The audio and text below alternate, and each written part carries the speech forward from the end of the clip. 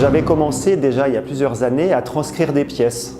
Et dans un projet, avec des pièces de Rameau, le compositeur d'opéra français, j'ai amené Henri-Charles Caget pour amener une couleur de percussion au monde de l'orgue classique.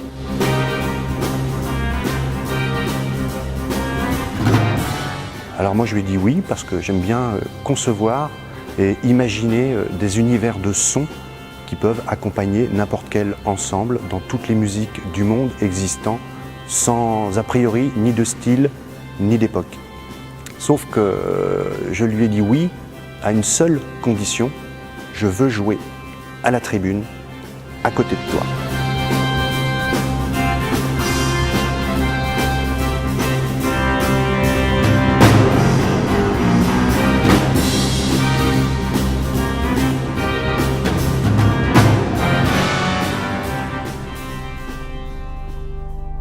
J'ai rencontré Yves et Henri-Charles en fait parce qu'ils m'ont invité à un concert il y a 3 ans de ça maintenant, ici à Toulouse, sur lequel ils jouaient le programme Zappa et ils ont vu que moi par ailleurs je jouais avec l'orchestre du Capitole un peu plus tard un programme Zappa, donc ils m'ont proposé de venir jouer juste sur 2 morceaux.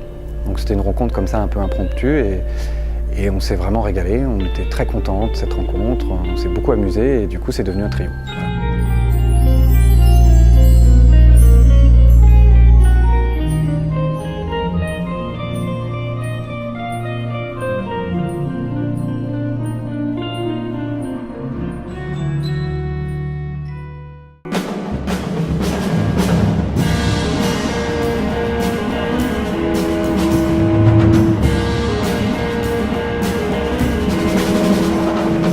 Et dans ce travail avec Frank Zappa, on est vraiment passé d'un univers autour de l'orgue à un trio qui est, pour moi, un peu une formule unique.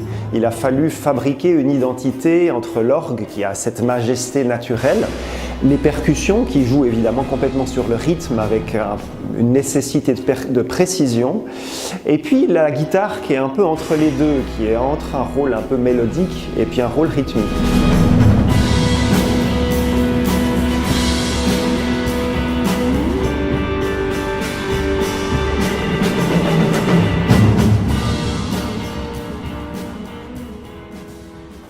Je n'ai jamais eu une situation aussi délicate, aussi difficile, dangereuse que celle-là. Le gros défi, c'est de jouer avec l'orgue. C'est pire que l'inertie d'un orchestre de 120 musiciens, alors qu'on tente de faire de la musique rock hyper virtuose, hyper savante quelquefois, et très précise.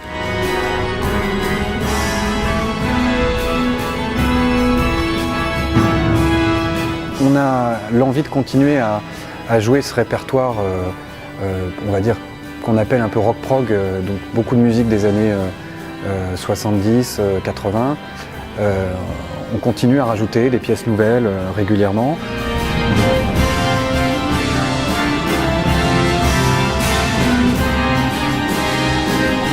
On essaye de faire en sorte que la musique s'adapte au lieu et qu'il y ait vraiment une magie entre l'atmosphère de l'église et puis finalement la musique que l'on y donne.